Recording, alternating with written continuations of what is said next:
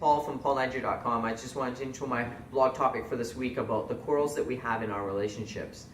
Before I hit to that, I wanted to intro my book, Everything I Thought I Was and What I Came to Be.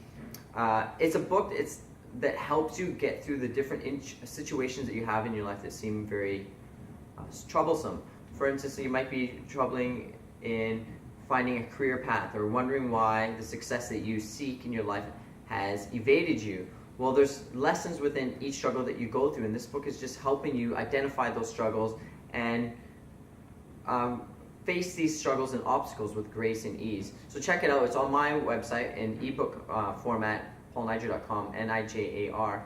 And if you want to have a hard copy or soft cover, check it out on Amazon or my personal website, which is author.paulniger.com. So my blog topic is about the quarrels that we have in our relationships. You know, a lot of times we find ourselves fighting over the smallest things. You know, we're making, mountains out of molehills, and it's odd. It's like, well, when two people are so happy at one point, the day is going out so great, and all of a sudden one little thing can just trigger it off, and now what? You wonder why these events or these situations keep reoccurring. And a lot of us have already heard that our relationships mirror us. So when you're in front of someone for a prolonged period of time, you spend so much time with someone, it's quite, it's natural for a fight to occur. It's fine, it happens, but how you overcome the fights and how you go through them is dependent on the quality of the relationship. So a lot of people will think, well, we keep fighting, we fight a lot, and they just keep reoccurring. Well, you have to think, a lot of people give advice to people who fight and think that, well, since there's two people coming into a relationship from two different upbringings, they come together and they try to mesh things together. They say, well, it's all about compromise. It's true. Or they'll just say, well, you just got to let things go, the things that bother you. These are great advice, and they allow some people to live lives and prolong their relationships. But still, if you look at the divorce rates, they're at 60% or above.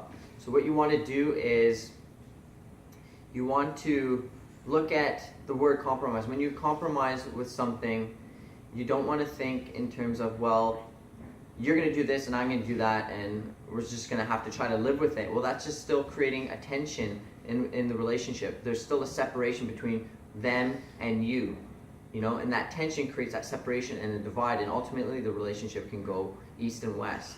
Also, letting things go and trying to forget about them doesn't do too much service for the individual, because it just causes repressed feelings. Because if you have a desire or you have a certain belief and you're meant to keep it quiet, it doesn't really serve you. There's no healing involved there. It just creates more tension.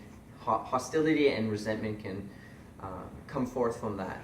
So what you want to do is you want to talk to each other and understand that, well, you're coming together and you're taken out of your comfort zone, which creates the fights, which is fine, because you want to be taken out of your comfort zone. Because if you don't change, if you don't embrace something new, then you fail to evolve as a person and as a spiritual being. You want to continue growing. You want to keep evolving. A lot of people will take on the weight of the relationship. One person refuses to change, they want to stay together, so the other person will okay, I'll give up myself for you. So that person has to come out of themselves and work around this certain individual who doesn't want to change. That person may think that the world revolves around them, but the problem is with them is that they're not evolving and they don't advance in life, and they often tend to complain about things over and over, the same things over and over, and they wonder why things don't get better. It's because they're not willing to